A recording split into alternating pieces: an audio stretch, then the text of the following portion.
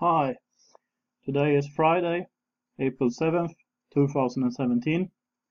It's the 5th day of the 6th week of Lent, and this is a Swede Speaks. And we have to address the left-wing narrative of Swedish media, especially of the licensor-payer funded media. And let's make this clear right away. A license for owning a TV is not a voluntary fee.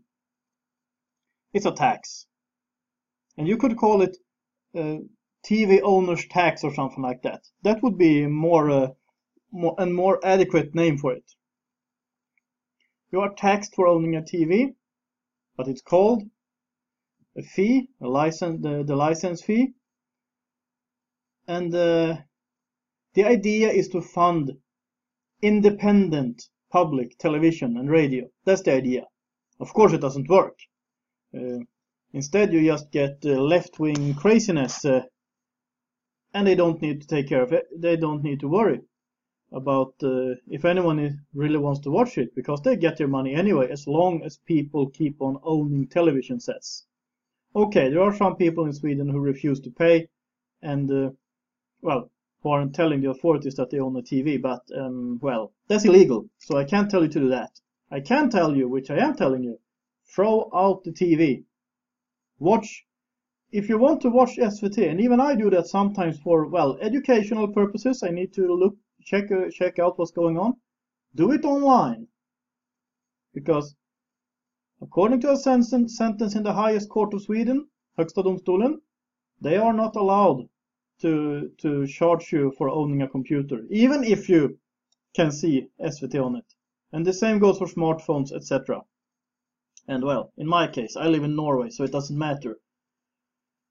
But I threw out my TV because I didn't want to pay the Norwegian license for similar reasons, and they've had the same court cases and figured out that okay, they can't send me any license fee for having a laptop or a smartphone. So that being said, let's go to what this is really about.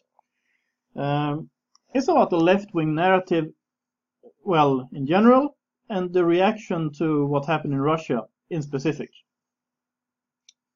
And let's start with the recent history.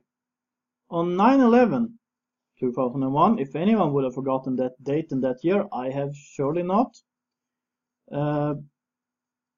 There was a show on Swedish TV called Mosaic. It was sort of an immigrant show, where it was about, I guess the show really was about promoting multiculturalism. I remember that show. I used to watch it, and back then I was kind of left libertarian-ish, so sometimes I agreed. I just didn't want any taxpayer money to fund this experiment. But anyway, on that very day, a social democrat was invited to that show, a political scientist named Mona Abu-Jaib, and she said in this show, and I'm quoting, "Nobody asked themselves the question why this has happened. There is so much hate in the world. There are so many who are marginalized, oppressed. They have no power. That is why this has happened. I wish that people, to a larger degree, could discuss why this has happened instead of finding that clear enemy." End quote. That's what she said. 14 years later, about 14 years later, in 2015, by the way, 70 years after the end of World War II, Helene Groll of Sveriges Radio, which means, Sweden's radio, so that's the radio broadcast that also are funded by this. She was interviewing the Israeli ambassador Isaac Bachman, and she asked him whether the Jews were themselves to blame for rising anti-Semitism in Sweden. Yeah, that's your left-wing narrative, and I don't even think they see it. So now let's go to this week, Monday, I think. I will link to the broadcast in the information box below, but I think you can only watch it for a week or something like that. I could watch it, so it's not only Sweden. You can watch it even if you're not in Sweden, since I could watch it from Norway. Anyway, they were talking about what happened in Russia, and the reporter, and this was in a news broadcast, and the reporter Lotta Boveng-Sundberg asks a commentator on Russia, quote, "Could they have caused this by not taking care of its Muslim population?" End quote. Now, think about this. Let this sink in. Is there any, when they ask, when they see rising anti-Semitism, they ask the Israeli ambassador if the Jews are themselves to blame.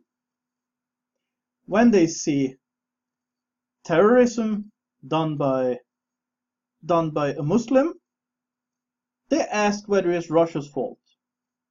And let's make this clear. I don't care if Russia has been bad to the Muslims. It doesn't matter. Because even if the government of Russia would have been bad to the Muslims, and remember, there have been Muslims in Russia for hundreds of years, since the days of the Russian Empire, it doesn't matter, because the man in the street and the woman in the street, or the man and the woman on the metro, they cannot be blamed personally for this. And who knows? I mean, I haven't seen the names of the victims. There could have been a Muslim among them too that died. But it doesn't matter. If it were Russian, Orthodox, Muslims, Catholics, Buddhists, whatever.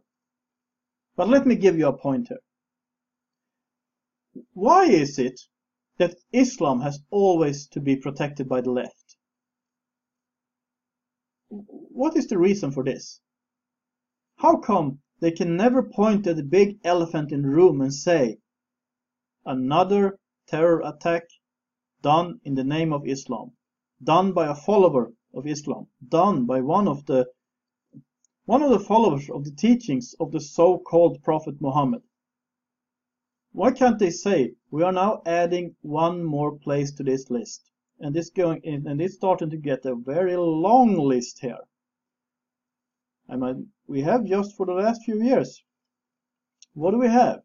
We have Copenhagen with the attack on the synagogue and the attack on that free speech club when the Swedish artist Lars Vilks was to speak in Copenhagen. We have Nice, we have Paris, we have London, Westminster, we have Berlin. Now we have St. Petersburg.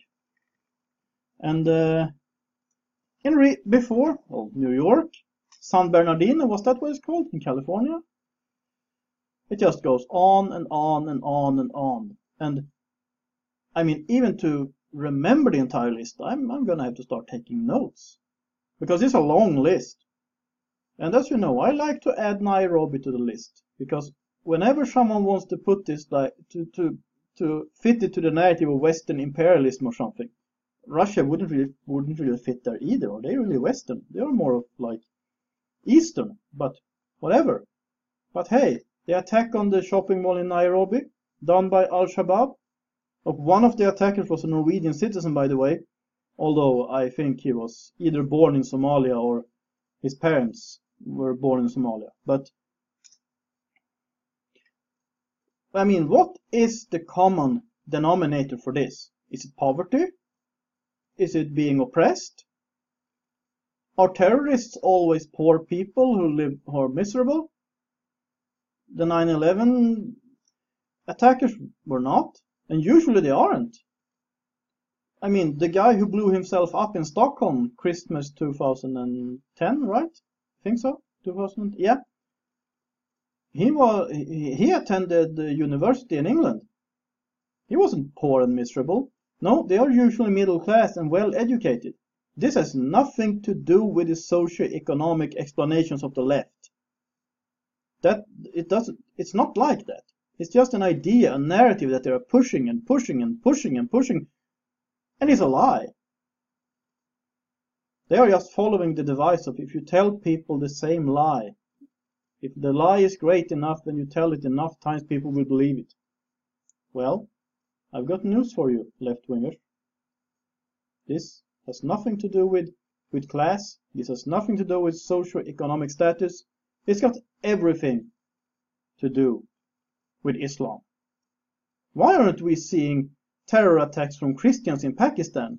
You could talk about ostracized and oppressed people there, but I have yet to see or hear about any terror attack done by Christians in Pakistan, or Christians in China, or Christians in North Korea, or Christians in any Muslim or Marxist country in the world. I think you should let this sink in. And I think you should, if you believe in this socio-economic narrative, you should really check that out and check out the facts. That's what I think you should do. And that's what I have to say about this right now. I would like to thank the people who are supporting this channel through Patreon, through PayPal, through prayers. That is all greatly appreciated. And if you like this channel, please subscribe. Please click the little bell. I think it helps. If you got something to say, feel free to comment. If you like this video, please like it. And I am trying to reach 1,000 subscribers. I have yet a little more than 200 subscribers to get there. So please help me with this. So share this video in social media, Facebook, Twitter, whatever. This is A Swede Speaks. Have a nice day.